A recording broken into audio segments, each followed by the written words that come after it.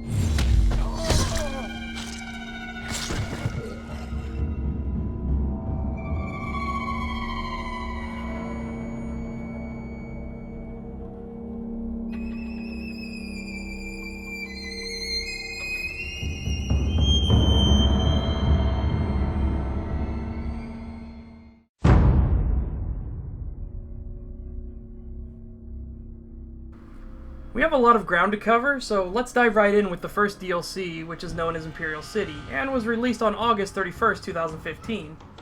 As you can guess from the name, this is the DLC that added in the Imperial City for your questing, looting, and slaughtering pleasure. But there is a key thing to note here. See, the Imperial City stands at the center of Cyrodiil. I will give you a moment to do the best mock shocked face you have, but the point is Cyrodiil is an open PvP environment, and this carries over to the Imperial City, which acts as a PvPvE zone. On top of this, the city is its own zone with mobs, bosses, dungeons, quests, and storylines to complete. This means the DLC will heavily rely on your enjoyment of the game's PvP, which, while still good, I personally find to be the weakest aspect. Just really not into fights that end in a couple seconds by min-maxers. This is also the most expensive of the 4 DLCs, coming in at 2,500 crowns, so keep that in mind. As part of this DLC, veteran ranks 15 and 16 were added, which confused us at the time since ZeniMax Online kept wanting to get rid of the veteran rank system. More on that later. And added in the Telvar Stone system, which could be used as a currency to get various equipment and materials. The Telvar system is actually rather interesting and adds a bit more tension to the PvP. While you're running around throughout the rather expansive Imperial sewers, seriously it may as well be a city in its own right, and the city itself, you will earn Telvar Stones by killing enemies and looting treasure chests.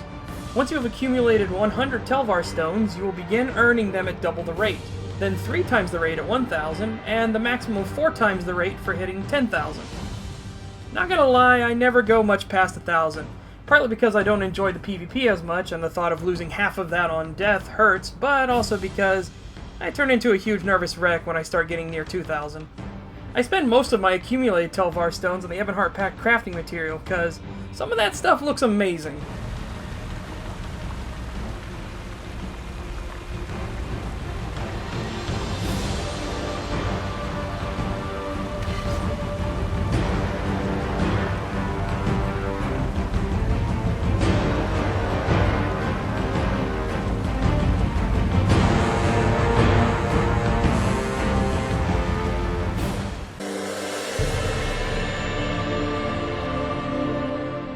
The second DLC expansion, known as Orsinium, was released on November 2nd, 2015, and had a major emphasis on orc culture and politics.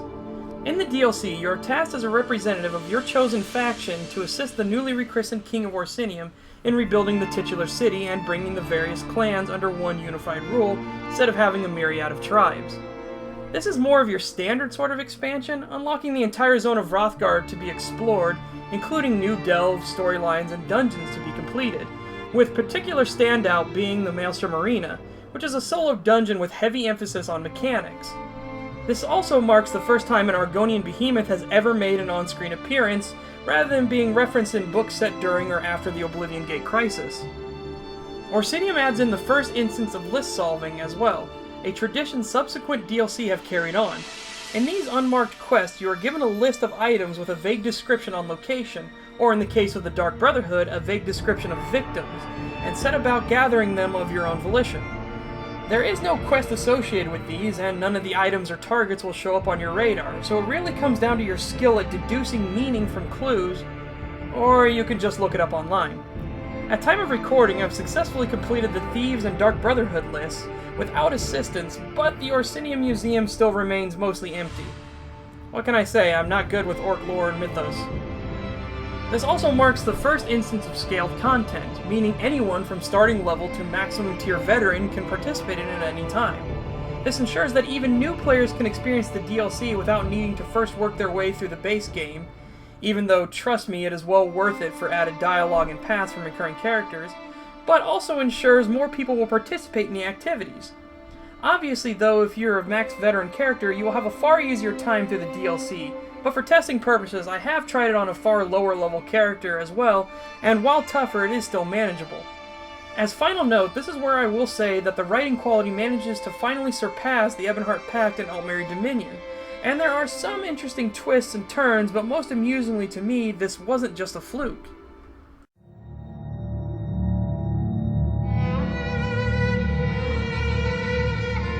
By the third DLC, we finally got what had been promised for so long, and had been conspicuous due to its absence. On March 7, 2016, ESO was finally graced with the Thieves Guild DLC, bringing in an entire new skill line and introducing a new cast of memorable characters to the mix. This continued the trend started in Orsinium of quality writing and acting talent, which pushed the game even further. You wouldn't. But, oh, you're pulling my tail. Or are you? I can't tell. Your worrying must be poor for your health. It might do you well to worry less about it. Oh, no. Good business keeps me in most robust health, I assure you. As has been well established by many members of Grindstone, I am apparently very xenophobic, so my favorite character is obviously Walk Softly. Of the two of us, I'd say you're looking sharper. Velsa was right. Speaking upon aloud has diminished me as a person. Thanks for noticing. I do like to put my best foot forward in everything I do. But a lot of credit goes to Zira and the rest of our crew. A single lizard isn't enough to form a guild, even one as dapper and dashing as me. The major issue that prevented this and Dark Brotherhood from being in the game for so long was due to the absence of an actual justice system. Originally, you could walk up and steal anything without a care in the world, thus making the idea of illegal activities completely moot, as no one cared if you killed people or stole things at all. Come time for our review and the launch of Tamriel Unlimited, the initial workings of the justice system were added, with the promise that once the kinks were worked out, this would pave the way for the two most requested guilds in the game. Well, those kinks were ironed out, and another justice constraint was added, that of the trespassing zones. In these, anyone, including civilians that spot you, will give you a bounty, thus further emphasizing stealth. To this end, the idea of hiding places was added, allowing you to duck into barrels and baskets to let roaming patrols pass before continuing on your merry way. You could even find special thieves' troves scattered throughout the world, accessible only by members of the guild, and containing various bits of stolen loot. On top of all that, the new skill line made being a purse-snatching, law-breaking sneak thief far more enjoyable, and even helped with evading the law if you were to get caught. Innocent? Everyone says that. You know the next best thing? Paying your bounty. If I catch you around here again, I won't be so kind. Questing also saw a new tradition added in the form of infinitely repeatable quests, which task you with stealing various items or breaking into safe boxes all across Tamriel. There is no limit to how many times you can take and complete these quests, but you may only have one active at a time. These bits of thievery come in several tiers as well, meaning if you complete the quest objectives once, you can go back for a small reward, or can continue to the second stage of the quest for a larger reward up to the maximum third stage. With these new systems in place, the idea of daily thieving contracts was introduced, allowing you to take on a small heist once per day to earn rewards and guild experience. The issue with these is that the timer was originally far too short. Even for people like me that were built for speed while being stealthed, it felt like we were barely scraping by.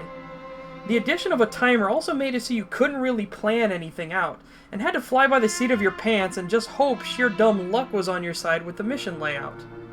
To put it mildly, these heists were the worst part of the Thieves Guild, but the DLC as a whole originally stood as the high watermark for the game. I guess that kind of gives away my feelings on the next part, doesn't it?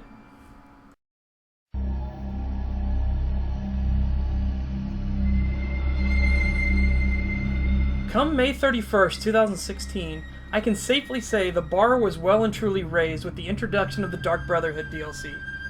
Finally, my shadow scale was home. Sort of, but more on that in a bit.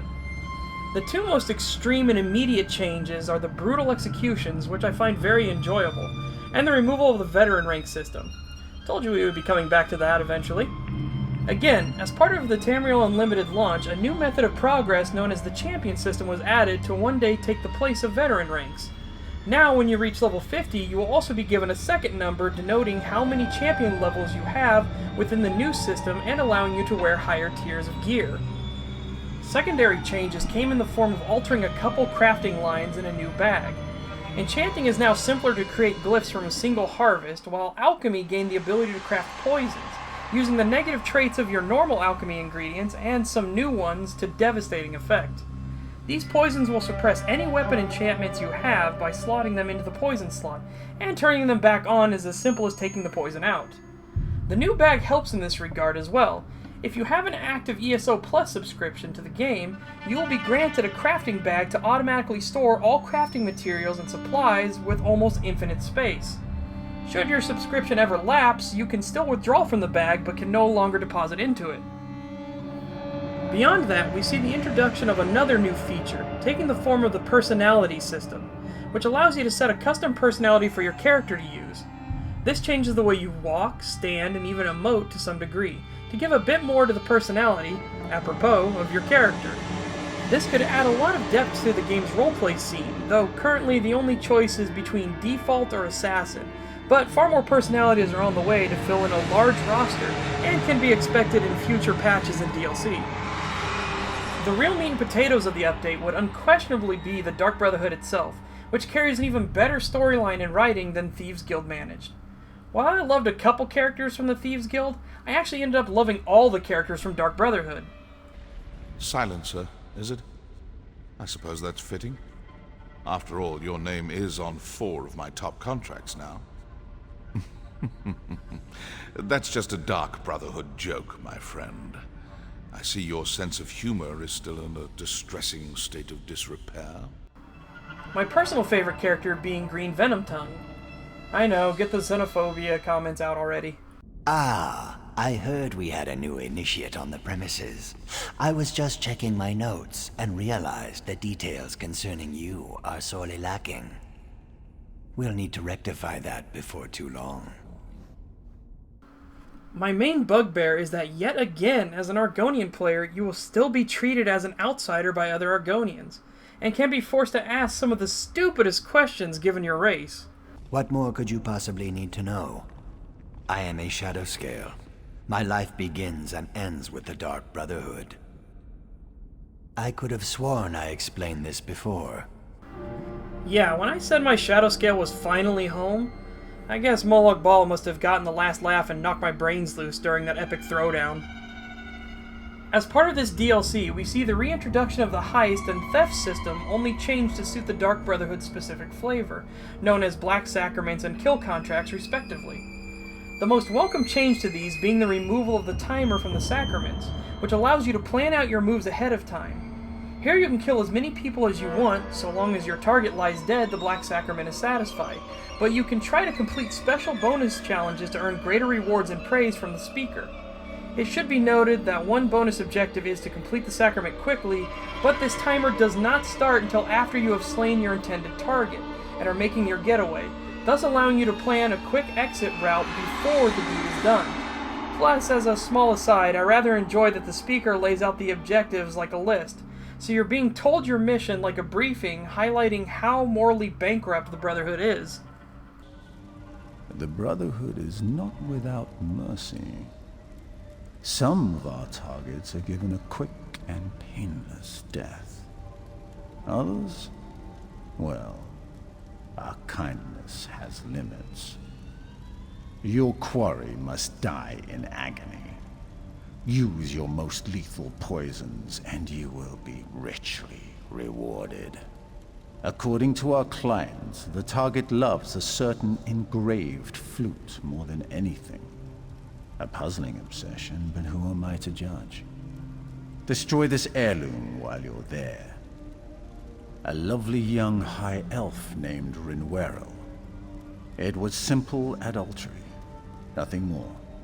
I'll never understand why such indiscretions drive men to homicide. But then again, I'm only married to my work. Kill her. As a side note, I do want to make mention of an amusing bug. Once you reach the rank of Silencer for the Brotherhood, interesting things begin to happen to the game's voice audio. The void beckons, Silencer. Yes, praise Sitheth.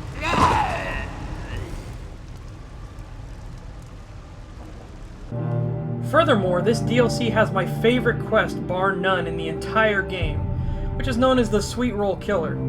I will not spoil anything for you, but would make a major suggestion that you do not do the quest when you first find it, until after you have completed all of Ebonheart Pact and Altmerry Dominion. That will add even more depth and quality to what is an amazing quest all on its own.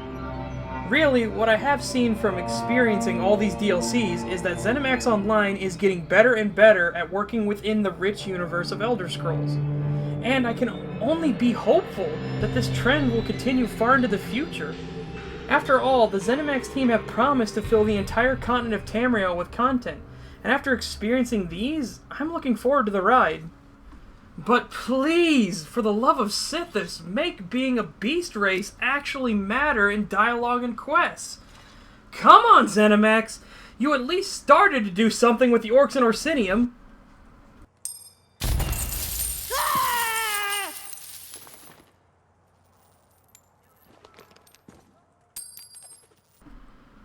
So yeah, the Argonians still get the shaft when it comes to racial dialogue. There isn't any.